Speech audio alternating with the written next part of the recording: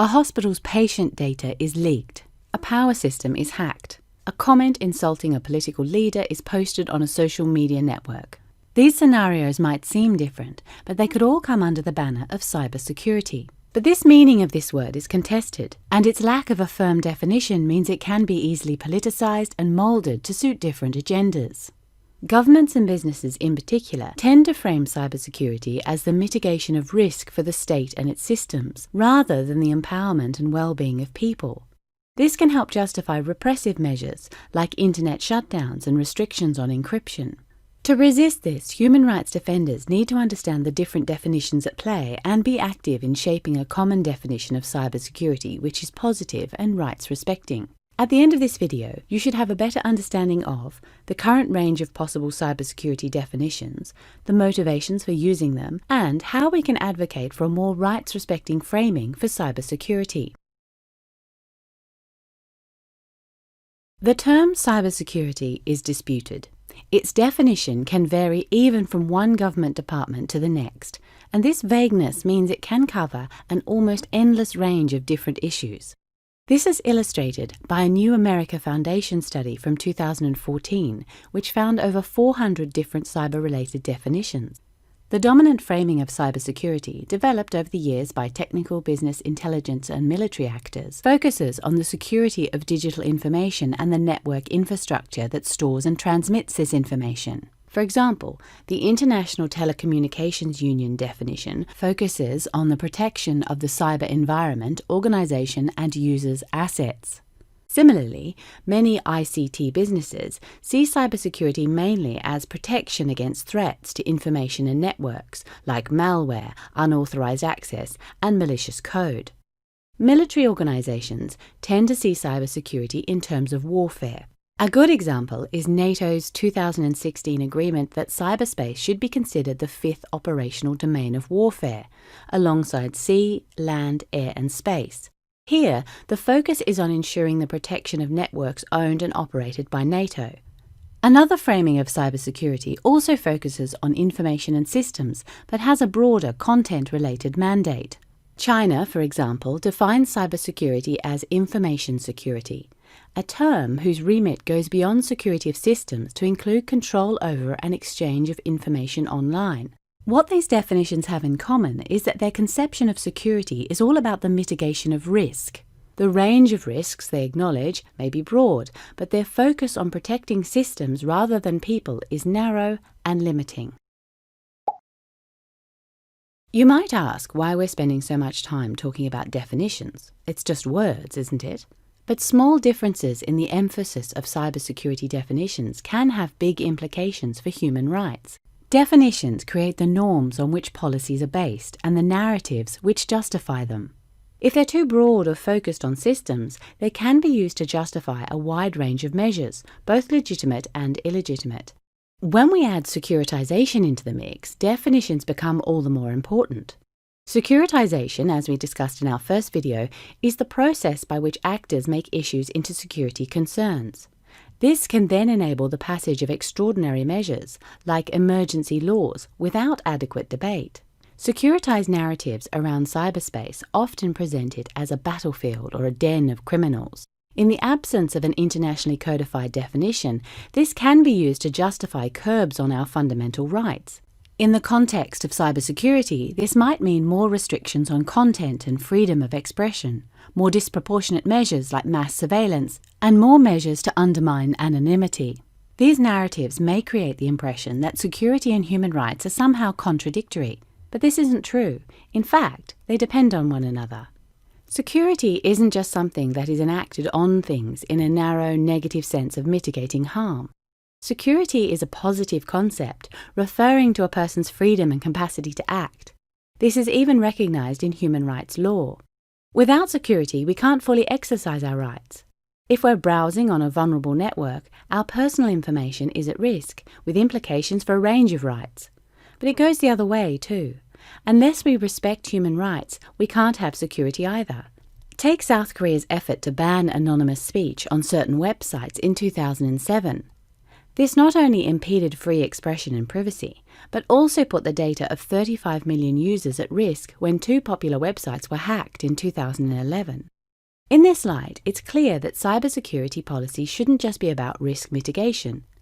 They should also empower people by facilitating the fuller exercise of their human rights. Without protected information and networks, people's quality of life diminishes. Policies start with definitions. Human rights defenders therefore need to be active in shaping the norms and narratives which would underpin a rights-respecting, positive definition of cybersecurity. Perhaps unsurprisingly, security actors play a big part in defining cybersecurity, from law enforcement bodies and intelligence agencies to military entities and computer emergency response teams. The forums they meet in can seem uninviting, but there is an increasing awareness of the benefit of multi-stakeholder exchange. Technical bodies, the Internet Engineering Task Force, the Internet Corporation for Assigned Names and Numbers, and the International Telecommunications Union are also active in developing their own definitions of cybersecurity. And many countries and regional organizations are now adopting cybersecurity strategies. Here, human rights defenders can usefully contribute by outlining best practices and rights-respecting models. Policy forums and conferences can help create momentum to put a rights-focused understanding of cybersecurity on the international agenda. And don't forget businesses. They handle huge amounts of our data and fund some of the main studies informing the dominant narratives around cybersecurity. Their support will be crucial if we're ever going to create consensus for a positive, rights-respecting definition. Let's look at two examples of real-life attempts to shape the definitions of cybersecurity and their implications. The Russian government's definition of cybersecurity, or information security as it calls it, emphasizes, among other things, the unconditional maintenance of law and order and the promotion of equal and mutually advantageous international cooperation. The first part of this clause has already facilitated surveillance measures like data localization and data retention in Russia itself. Now, alongside China, they're trying to realize the second part internationally with their proposal for an international code of conduct for information security. The proposal calls for international cooperation to curb the dissemination of information that incites terrorism, secessionism, or extremism, or that undermines other countries' political, economic, and social stability, as well as their spiritual and cultural environment. This example shows how a negatively framed definition can provide cover for actions which threaten human rights both nationally and internationally. But there are also examples of initiatives working to promote rights-respecting conceptions of cybersecurity. In 2015, the Multi-Stakeholder Working Group 1 of the Freedom Online Coalition published a new definition of cybersecurity in an attempt to challenge current dominant narratives in a balanced way. Starting from the principle that human rights apply online as well as offline, it says that cybersecurity is the preservation, through policy, technology and education, of the availability, confidentiality and integrity of information and its underlying infrastructure so as to enhance the security of persons both online and offline. Note the focus on people rather than systems and how it bridges policy, technical and human rights perspectives. This creates the basis for a shift towards a more positive framing of cybersecurity, centered on individual rights rather than threats to systems. Because cybersecurity is such a young policy area, there's still a chance for human rights defenders to shape how it's framed. To do this, they need to engage wherever it's being discussed. By coming prepared, understanding different motivations, and being able to convince stakeholders with well-evidenced arguments, it's possible to counter the dominant framings which pit human rights against security. And by championing a rights-respecting definition in the right places, human rights defenders can help ensure any measures taken in the name of cybersecurity which restrict human rights face proper scrutiny.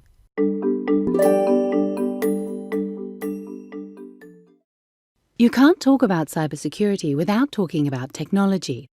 And when engaging with policymakers, it's helpful for human rights defenders to understand the basic concepts of this domain.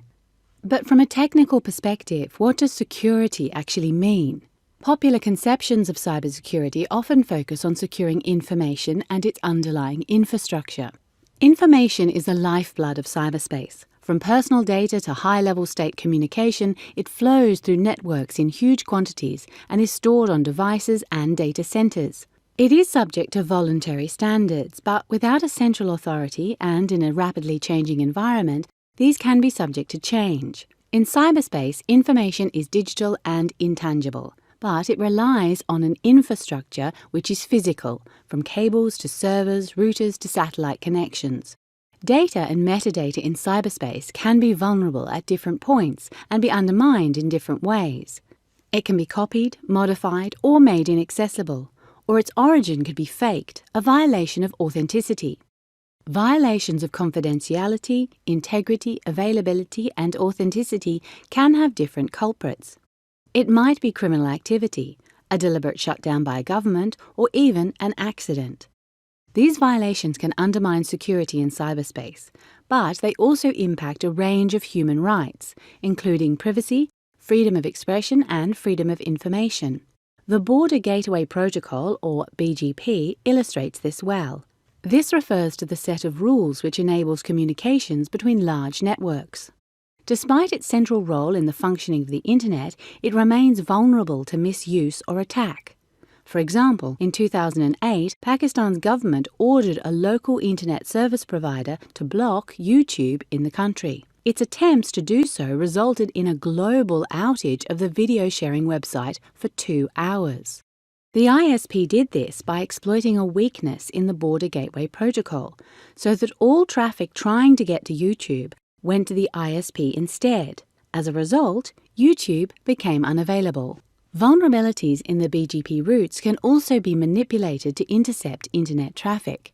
Man-in-the-middle attacks work by redirecting large quantities of traffic to an unauthorized router. If the data is unencrypted, those controlling the router can then monitor or tamper with it before sending it on its way, without the owner of the data knowing anything has happened. This undermines the principles of integrity and confidentiality. But just as you can undermine these principles, you can also preserve and strengthen them. At the Internet Engineering Task Force, measures are under discussion to address weaknesses in BGP. If finalized, they could help make sure data goes to and originates in the right places and identify whether data is traveling on the right routes. This makes it less likely that traffic will be inadvertently intercepted or blocked, and will help make sure confidentiality, integrity, and availability, and the human rights which depend on them, are respected on a technical level. Security can also be built into products and services by design.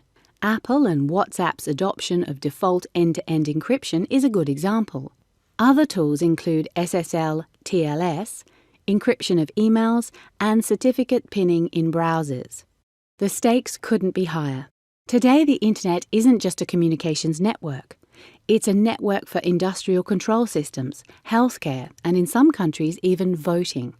As our reliance on networked systems and technology increases, the risks associated with insecure networks also increase. The Internet of Things is about to usher in a whole new universe of connected objects. This will pose huge challenges for both security and human rights. A big part of the solution is technical, as we've seen, but it's not the whole picture. Let's look again at the incident in Pakistan. After a few hours, YouTube was restored at the global level by a technical fix. But in Pakistan itself, the censorship order didn't go away, and YouTube remained blocked there until the offending content was removed. This shows that technical solutions are not enough. Security in cyberspace will only be possible with a holistic approach, which means robust technical measures and standards bolstered by rights-respecting policies and laws, responsible business practices, and education.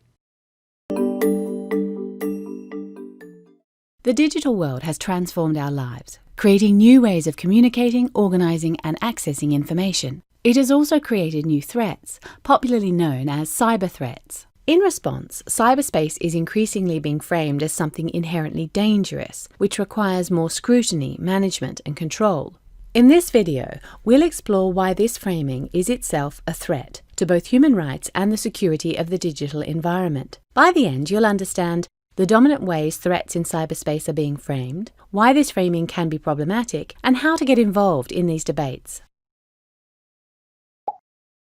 In 2016, US Director of National Intelligence James Clapper delivered a talk to a naval academy. In his speech, he said, "The cyber threat is here. It's upon us now, and we need the people here today to help us defend our systems and our nation." This statement neatly captures the two dominant perspectives on threats in cyberspace. The political-military perspective, focused on threats to public safety and the security of the state, and the economic perspective, focused on threats to commercial systems and assets. Both understand cyber threats as malicious activity that seeks to undermine computer networks or systems and the information accessible through them. In media and policy spaces, these threats are discussed under many names. Data breaches, hacks, cyber incidents, and cyber attacks are just a few examples. But what do these threats actually constitute? You may recall incidents like the 2015 Sony Pictures hack, a major data breach which attracted extensive media coverage and political responses and was estimated to have cost the company millions of dollars. Or the 2007 wave of attacks on Estonian public service websites and major news outlets, which was characterized as an act of cyber war. These fit in with the systems-focused perspectives we've discussed. But some activities characterized as cyber threats stretch the boundaries of this framing. In Turkey, for example, hundreds of people have been investigated by the Cybercrime Unit for insulting the president. Here, a cyber threat can be taken to mean activities which simply involve the use of an information technology. This blurs the line between activities which affect the integrity of online systems and networks and activities which simply involve the internet as a medium. It means an art thief who uses Google Maps to escape and someone who hacks into a banking website could both be considered cybercriminals. And with cybercrime increasingly overlapping with a range of policy debates, from internet governance to child safety and counter-terrorism, defining where these boundaries sit is only going to become more important.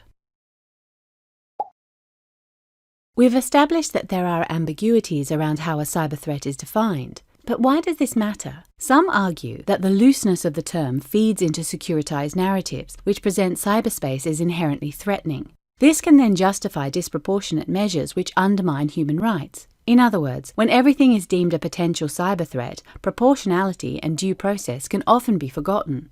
Let's be clear, there are real threats in cyberspace, and unless we're protected against them, our everyday lives will suffer. Major public services and businesses now depend on the security of networks and systems. And without proper measures in place, the huge amounts of sensitive information we share about ourselves, like our sexual orientation, political activity, or location, is vulnerable to misuse. But a securitized reading of cyber threats can create new threats for both people and systems. For example, a ban on encryption in the name of terrorism and cybercrime doesn't just damage human rights like privacy and freedom of expression, it weakens security too, by creating more vulnerabilities in systems. A backdoor, after all, is a backdoor to anyone, whether that's a policeman or a criminal. So many of our rights depend on our networked information infrastructure. It's what enables us to communicate, organize, associate, create, and distribute content. If we want to retain these benefits, we need to fight for a more balanced understanding of cyberspace and the things which threaten it. Without considering rights, there can be no real security. Threats in cyberspace are discussed in a range of forums, dealing with issues related to cybersecurity, cybercrime, and cyber warfare, among others. Apart from national cybersecurity strategies, governments are developing norms of responsible state behaviour in a number of global forums, notably the UN Group of Governmental Experts in the First Committee of the UN General Assembly. Similar efforts are being discussed and developed in regional bodies like the European Union, the African Union, the Organization of American States, and the Association of Southeast Asian Nations. Bilateral agreements, like the one signed between the US and China, attempt to define rules of procedure and mutual notification systems in case of an attack. Consultations on the Tallinn Manual 2.0 are also ongoing. This initiative, often associated with NATO, is actually an independent academia-led effort seeking to adapt international law for peace and wartime to the digital age. Most countries have established computer emergency response teams which help identify, isolate, and safeguard against viruses, hacking, or DDoS attacks. These CERTs cooperate across borders through the FIRST network, which focuses on information sharing and threat notification. In addition, there are several discussions taking place on so-called responsible disclosure. This means allowing detected vulnerabilities in systems and networks to be safely disclosed without legal persecution. This happens both at the national and regional levels. Finally, threats are often discussed at conferences and policy forums, like the Global Conference on Cyberspace, DEF CON, Black Hat, the cybercrime conferences hosted by Europol and Interpol, and PETS.